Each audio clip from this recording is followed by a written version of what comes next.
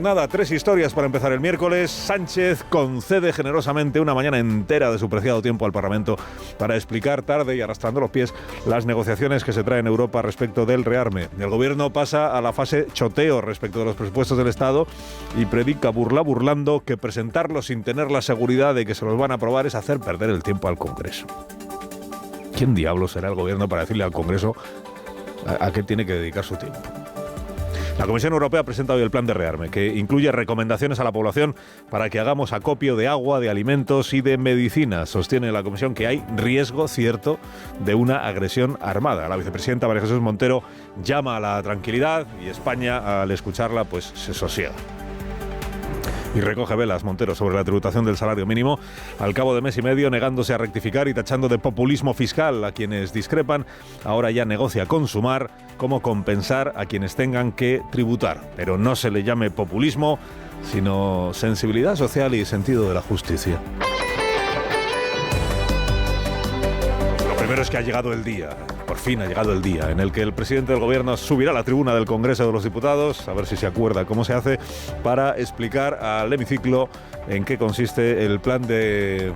¿Cómo se llama ahora? El plan la estrategia preparados, el plan de rearme de la Unión Europea, cuáles son las batallas que viene dando él en la reunión con sus colegas, los gobernantes de los demás países, en qué punto estamos exactamente, cómo de cercano es el riesgo de una posible agresión militar, como dice la Comisión Europea en este documento que hoy se presenta, qué piensa el presidente del llamamiento a hacer acopio y sobre todo de dónde piensa sacar el dinero, o cómo se plantea él financiar el incremento del gasto militar al que ya estamos comprometidos con la OTAN desde hace años y con la Unión Europea en estas últimas semanas. Y exactamente en qué cuantía estamos comprometidos, con qué plazo estamos comprometidos. Bueno, todas estas son las preguntas que están en el aire. Pero ya adelantan los cronistas, digamos, con mejores fuentes en el Palacio de la Moncloa esta mañana en los periódicos, que no esperemos... O sea, que no esperemos ni anuncios ni concreciones. ¿Y entonces qué esperamos? Pues tenemos que esperar, esta expresión le encanta al Palacio de la Moncloa, tenemos que esperar que el presidente haga pedagogía. El presidente va a hacer pedagogía sobre qué es un arma y qué no lo es, sobre qué es el rearme y qué no lo es, sobre qué es la seguridad y qué no lo es, sobre cuáles son las amenazas que realmente tiene España, el Sahel, el terrorismo, el yihadismo, etcétera, los ciberataques, la guerra híbrida, todas esas cosas que viene apuntando en los últimos días. Bueno, previsiblemente el discurso será un buen discurso. Previsiblemente digo porque si va a hacer un repaso histórico, como dice hoy alguna crónica, va a hacer un repaso por la historia de...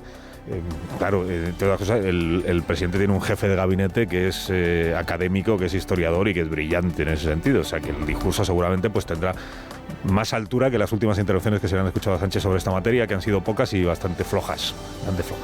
Luego, más allá de eso, si el presidente concreta o no concreta, pues lo veremos esta mañana y cómo se desarrolla después el debate político, porque además de él hablan los demás, claro, hablan los portavoces de los grupos parlamentarios que probablemente lo que le van a decir al presidente es lo que vienen diciendo estos últimos días, que es que los grupos de la izquierda no quieren oír hablar de rearme y no quieren oír hablar de incremento del gasto militar, que quieren hablar de nuevas estrategias, de nuevas maneras, y sobre todo que no creen que debamos seguir esta línea de la mayoría de los gobiernos europeos, pero es que la mayoría de los gobiernos europeos son conservadores, claro, que es la línea belicista, dicen los grupos de la izquierda, y escucharemos seguramente a Feijóo pues reprocharle que no lleva un plan al Congreso, que ignora al Parlamento y todo lo demás. Bueno, eso se verá a lo largo de esta mañana. En la víspera, en el del día de ayer, mañana por cierto tiene otra reunión el presidente en París con Macron, que ha convocado otra vez a los gobernantes europeos.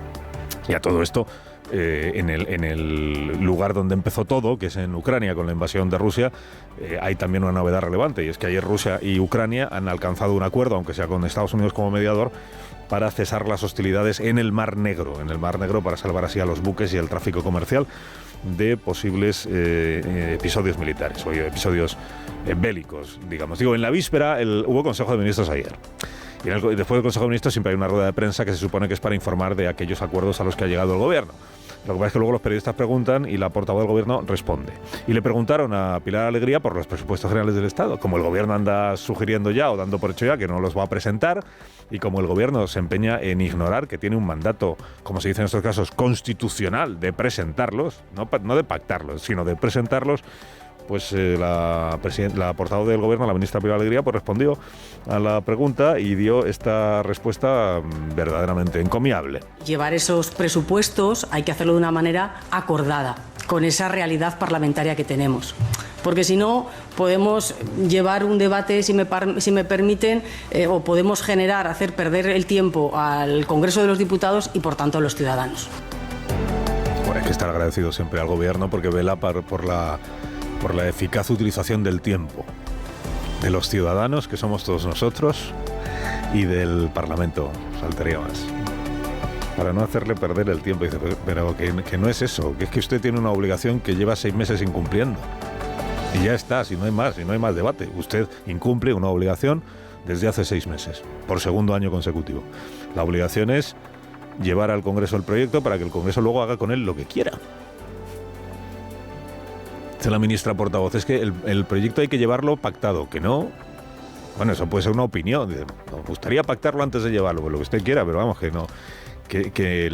La ausencia de pacto no justifica, no exime de presentar el proyecto. Bueno, todo esto lo dice la norma de una manera tan clara que es un poco ridículo que haya que recordarlo cada mañana. Pero bueno, ayer el ministro de la Presidencia y Relaciones con las Cortes, el señor Bolaños, en respuesta a Juan de Dios Colmenero, de la redacción de esta cadena, habló de este asunto también y de cómo el presupuesto está prorrogado y cómo la prórroga es tan constitucional como la obligación de presentar el proyecto. La Constitución también regula qué sucede cuando no hay unos presupuestos aprobados para ese ejercicio, y se regula expresamente cómo ha de llevarse a cabo la prórroga de los presupuestos del ejercicio anterior. La Constitución no es que regule qué pasa cuando no hay una ley de presupuestos aprobada, es que regula qué pasa cuando, una vez que el Gobierno ha presentado su proyecto, esto es muy importante, claro, una vez que el Gobierno ha presentado su proyecto y no ha conseguido sacarlo adelante para el 1 de enero, el 1 de enero automáticamente, claro, se prorrogan los presupuestos anteriores porque no puede haber vacío legal, no por ninguna otra razón.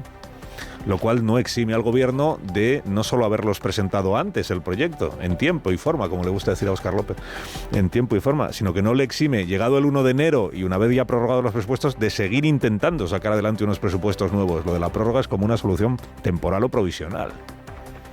El Gobierno se empeña en colocar a la opinión pública esta falacia que dice, no, si es optativo. O sea, puedes elegir lo mismo presentar presupuestos siempre que los tengas pactados, que no hacerlo y prorrogar los anteriores. Que no, que eso no es así. Esto se llama desinformación. Se llama confundir a la opinión pública, ¿no? Se llama distorsionar la realidad, fabricar una realidad alternativa. En fin, todas esas cosas que el Gobierno presume de combatir con enorme eficacia. Hoy es cuando la Comisión Europea va a presentar ya formalmente, ayer ya tuvimos un adelanto en el diario El País, la semana pasada ya en Francia se dio un paso en la misma línea, va a presentar este documento, es un documento que habla de todo, habla del rearme, de la seguridad, de los distintos frentes que están abiertos, del grado de riesgo en el que estamos. Es un documento que se llama Estrategia Preparados, que lo que nos dice a los ciudadanos europeos es que sí existe varios riesgos. Existe un riesgo climático, el riesgo de una pandemia, en fin, todas esas cosas que acompañan pero que existe también un riesgo de agresión militar. No dice que vaya a ser mañana, no dice que Rusia nos vaya a invadir a todos el mes que viene. Lo que dice es que ese riesgo existe, está ahí, que la prueba de que ese riesgo existe es lo que ha sucedido ya en Ucrania y que por tanto conviene estar preparados el tiempo que haga falta por si acaso esa circunstancia se llegara a producir. Y ahí es donde se habla del incremento del gasto militar o del gasto de seguridad, como se quiera llamar, y se habla también de las medidas que podemos tomar cada uno de los ciudadanos para prevenir una situación de crisis, lo mismo de agresión militar que de pandemia, que de catástrofe natural. No, catástrofe natural hemos tenido en España una bien reciente, que es la riada de Valencia, ¿no? Y ahí es donde están esas recomendaciones que ya se conocen porque ya existen en otros países, en países más al norte que el nuestro, que ya existen, en Francia, ya les decía el otro día, y que tienen que ver con hacer acopio de material de primera necesidad en casa, o sea, ir, pues tener, por si acaso, comida para 3 días, por si acaso medicamentos para 3 días, baterías, pilas, etcétera. Y este es el documento que hoy se presenta y que coinciden las encuestas en que igual España es el país o uno de los países en los que menos percepción de riesgo tenemos. Y por eso igual más nos choca que se presente un documento con recomendaciones como estas. En todo caso, ahí le preguntaron a algunos dirigentes políticos, los periodistas, los colegas en el Congreso de los Diputados, le preguntaron a la vicepresidenta 1 del Gobierno de España, María Jesús Montero, sobre este asunto de las recomendaciones y la situación internacional, y ella nos ha tranquilizado a todos. Quiero trasladar un mensaje de tranquilidad al conjunto de los ciudadanos, diciendo al mismo tiempo que estamos pendientes, que estamos alertas y que estamos trabajando por la paz. Pues ya está, recibido el mensaje de tranquilidad y tranquilos todos. Hablando de la vicepresidenta, uno del Gobierno de España, ministra de Hacienda, también recula o rectifica o recoge hilo o pliega velas en el asunto del salario mínimo interprofesional y el IRPF o el exento o el mínimo exento. Hacienda seguramente no lo presentará como una rectificación, pero lo es porque hasta este momento, después de semanas y semanas y semanas, con Sumar, explicando todos los días que estaban intentando negociar este asunto dentro del Gobierno con la vicepresidenta, pero que ella no se dejaba.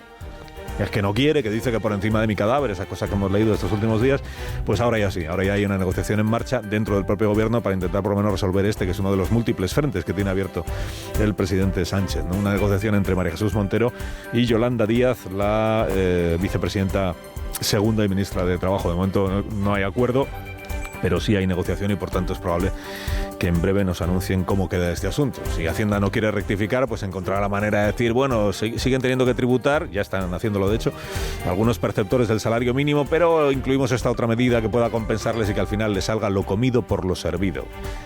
Pero eso no se llamará populismo fiscal, porque cuando lo decide el Ministerio de Hacienda nunca se le puede llamar de esa manera. Alsina en Onda Cero.